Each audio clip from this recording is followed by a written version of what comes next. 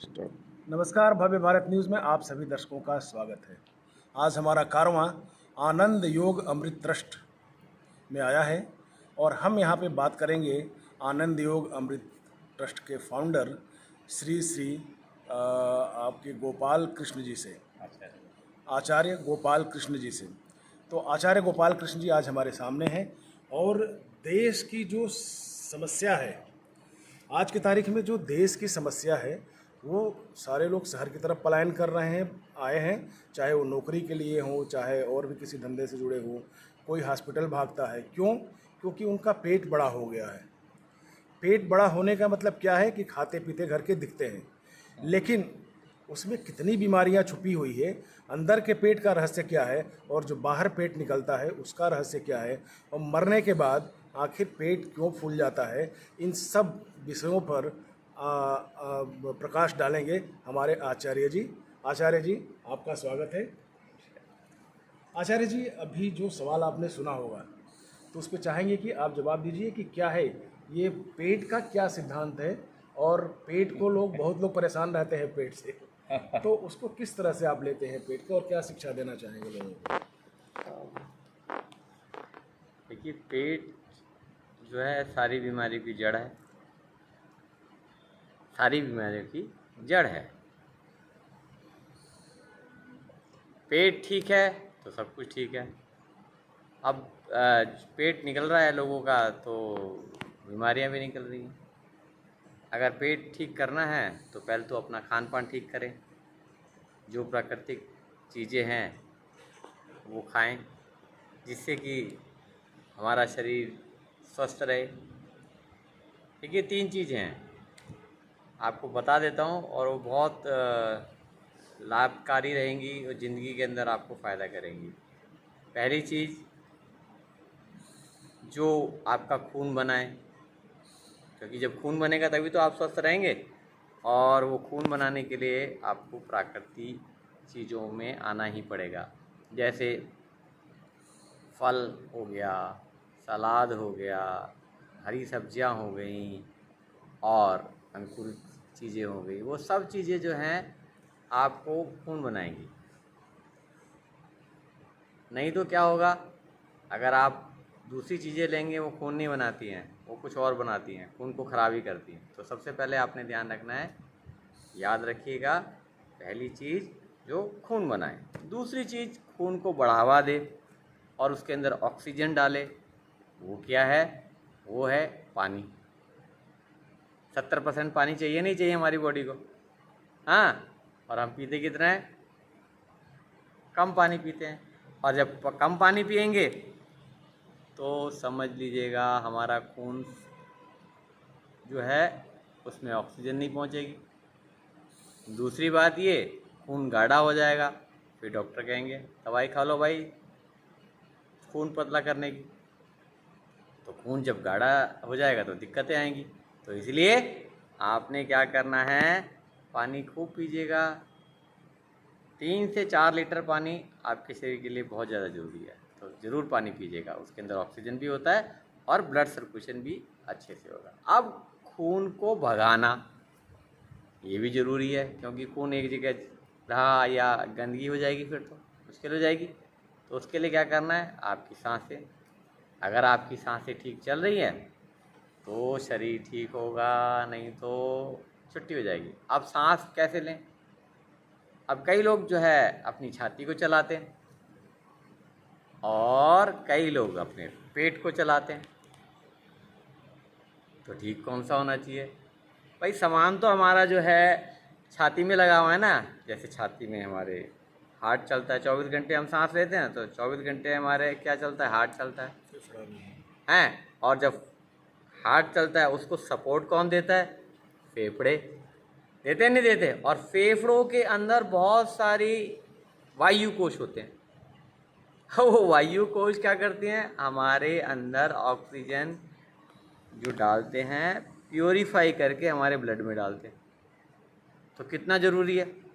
हाँ। और कई लोग जो है पेट से सांस लेते हैं, मतलब नाभि से फुलाएंगे, ऐसे फुलाते चले जाएंगे। तो उससे क्या होगा? उससे क्या होगा, आपके शरीर के अंदर, शरीर के पूरे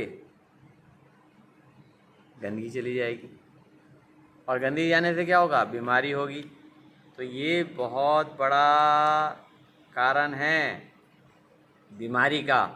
आप किसी भी हॉस्पिटल में चले जाओ, जितने भी रोगी हैं वो क्या करते हैं, वो यही 3 चीज़ें कम करते हैं।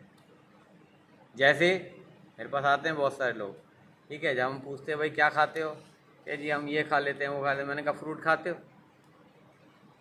सलाद खाते हो, नहीं खाते। पानी कम पीते हो, जी हाँ पानी बहुत कम पीते हैं। और ब्रीदिंग जब देखते हैं तो वो एब्डोमिनल ब्रीदिंग करते हैं, पेट से सांस लेते हैं। तो कैसे ठीक होंगे? जब तक ये चीज़ ठीक नहीं होगी, आप किसी भी हॉस्पिटल में घूम लेना, किसी भी डॉक्टर के पास चले जाना, बीमारी बढ़ेगी, कम नहीं होगी। इसका आपने ध्यान रखना है। आचार्य जी, पेट का जैसे आपने अभी वर्णन किया कि हमें पेट को ठीक रखना है और सांस लेना है तो सांस पे और पानी पे हमें ज़्यादा ध्यान देना है। पेट और का खाने जो पे, फार्मूला है, खाने पे भी। खाने पे भी आजकल के बच्चे पिज़्ज़ा बर्गर हाँ। का ज़्यादा सेवन करते हैं, एसी में लोग रहते हैं और इस जगह पर रहते हैं जहाँ पे ऑक्सीजन भी कम मिलता है। तो ये शहरों का एक माहौल बन गया है सभी। इसके बावजूद जो हॉस्पिटल का जो स्ट्रक्चर है, हॉस्पिटल की संख्या बढ़ती जा रही है, लेकिन फिर भी बीमारियां जस की तस बनी रहती है।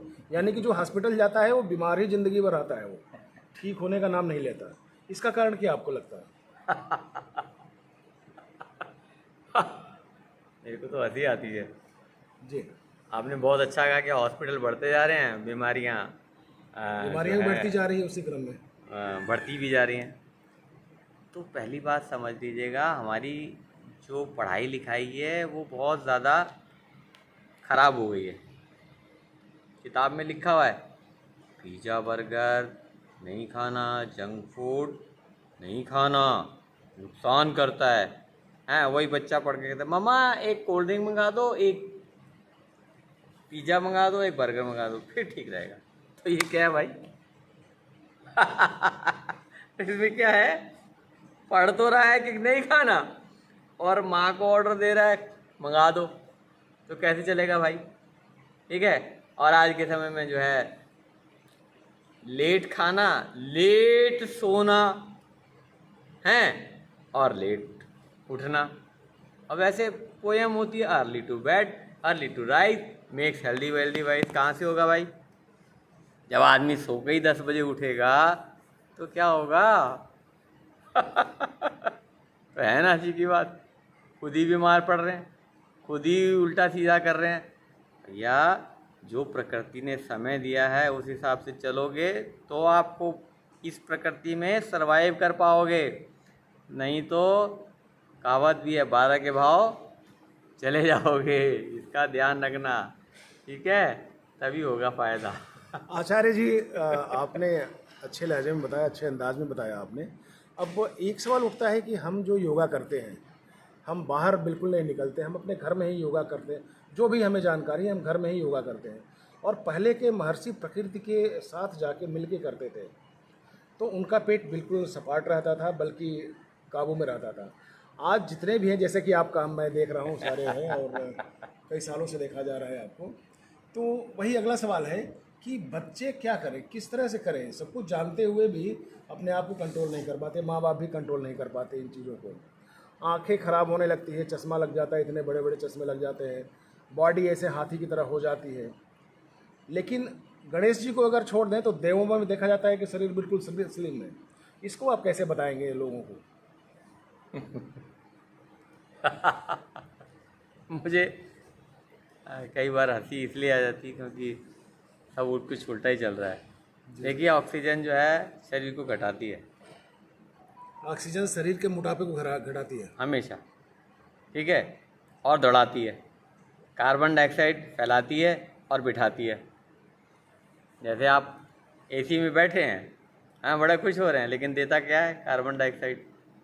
हाँ, तो जब आपके शरीर के अंदर कार्बन डाइऑक्साइड जाएगा, रात्रि में क्या होता है? कार्बन डाइऑक्साइड ज़्यादा होता है ना, हैं, तो नींद आती है नहीं आती है?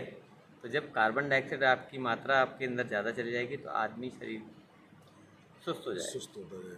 ठीक है, इसका ध्यान रखना हमेशा कि अगर हमारे शरीर के अंदर ऑक्सीजन की मात्रा ज़्यादा है या प्राकृतिक चीज़ें ज़्यादा हैं, हाँ, इसीलिए बोलते हैं जब योग करें तो प्रकृति में रह के करें।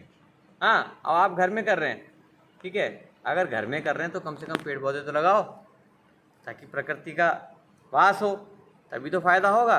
और अगर क्या करते हैं कि जो पेड़ पौधे भी नहीं लग रहे, हाँ, घर में कर रहे हैं और एसी चल रहा है और पंखा चल रहा है, तो भैया कुछ नहीं होता। इम्यूनिटी जो है, याद रखिए, एक्सरसाइज से ही बढ़ती है, ना आपके खाने से बढ़ती है। अगर खाने से बढ़ रही होती तो फैट क्यों बढ़ता? ठीक है, तो याद रखिएगा, इम्यूनिटी एक्सरसाइज से बढ़ती है। अगर आप खाएंगे पिएंगे तो कुछ नहीं होगा, एक्सरसाइज करोगे तभी आप स्वस्थ रहोगे, नहीं तो नहीं करोगे। या तो योग करो, अच्छे से योग करो, जितना योग करोगे उतना ज़्यादा ही आप अपने शरीर के लिए स्वस्थ शरीर मिल पाएगा, नहीं तो कुछ नहीं मिल पाएगा। एक सवाल स्वामी जी और है कि मरने के बाद देखा जाता है अक्सर जो लोग पतले भी लोग हैं उनका भी पेट फूल जाता है, इसको आप किस तरह से एक्सप्लेन करना चाहेंगे? वही आ गया सांस के ऊपर। देखिए, मैंने आपको सिंपल सी बात बताई है, अगर आप लंग्स ब्रीदिंग करेंगे तो क्या होगा, आपके शरीर के अंदर ऑक्सीजन जाएगी, ऑक्सीजन जाएगी तो आपका शरीर स्वस्थ रहेगा। जहाँ आप एब्डोमल ब्रीदिंग कर लेंगे, आप किसी भी हॉस्पिटल चले जाना, किसी भी वर्ल्ड के किसी भी कोने में, कोई भी हॉस्पिटल में चले जाना, जो भी रोगी हैं वो सिर्फ और सिर्फ एब्डोमिनल ब्रीदिंग करते हैं। क्योंकि जैसे ही आप एब्डोमिनल ब्रीदिंग करेंगे तो पूरे शरीर के अंदर कचरा घूमेगा, वायुमंडल आपका अंदर से खराब हो जाएगा और आप शरीर के अंदर गंदगी पैदा हो जाएगी और आपके अंदर रोग पैदा हो जाएंगे, या फिर आप वही दुखों का कारण बन जाएगा। तो इसलिए आपने ध्यान रखना है, अपने लंग्स ब्रीदिंग करेंगे तो 101%। मरने के बाद जो स्थिति बनती है उस पर एक बार जरा आप बता दीजिए कि पेट कैसे निकल जाता है हाँ, जब इंसान जब पेट निकल जाता है इसलिए निकलता है कि आपका जो कार्बन डाइऑक्साइड है वो आपके शरीर को फुला देता है। ठीक है, जैसे मैंने अभी बताया कि कार्बन डाइऑक्साइड आदमी के शरीर को फुलाता है और ऑक्सीजन घटाता है। तो जब आपका शरीर में कार्बन डाइऑक्साइड बढ़ता चला जाएगा और शरीर ठंडा होता चला जाएगा तो शरीर की छुट्टी हो जाएगी नहीं हो जाएगी? तो इसलिए जब हमारे शरीर के अंदर अति हो जाती है कार्बन डाइऑक्साइड की और ऑक्सीजन लेने की जगह नहीं हो पाती है तो क्या होता है, आपका पेट फूलता चला जाता है। और फूलने से क्या होता है, आपके अंदर विस्फोट होना पड़ता है, विस्फोट हो जाता है। वो विस्फोट इसलिए होता है क्योंकि जो आपका शरीर है प्रकृति के अंदर गंदगी फैला रहा है और आपका जो पेट है वो सारी गंदगी लेकर बैठा है। तो उसको जल्दी से जल्दी डिस्ट्रॉय करने के लिए प्रकृति सबसे पहले पेट को ही फुलाती है। और जब वो पेट फूल जाता है उसके अंदर जो जर्म्स पैदा हो जाते हैं और जल्दी फिर आपके जर्म्स फटाफट से प्रकृति से हटाते जाते हैं, खाते जाते हैं आपके शरीर को और फिर वो छुट्टी हो जाती है। तो उसका ध्यान रखिए। तो चलिए, हमारे रहे आचार्य गोपाल कृष्ण जी। आचार्य गोपाल कृष्ण जी का यही कहना है कि आप लोग बेशक आप लोग धनाढ्य हैं, पैसे वाले हैं, लेकिन अगर बीमारी आपको महसूस होती है तो आप प्रकृति की गोद में जाइए, योग गुरुओं के पास जाइए जो आपको ये बता सके कि योग का शरीर में कितना लाभ दे सकता है योग, और प्रकृति की गोद में रहने से आपको सारी रोगों से मुक्ति मिल सकती है। तो ये हमारे योग गुरु सिखाते हैं और आचार्य जी का बहुत बहुत धन्यवाद यहाँ पे। और हम लेते हैं आपसे विदा, फिर अगले वीडियो में फिर आपसे मुलाकात होगी। तब तक के लिए नमस्कार।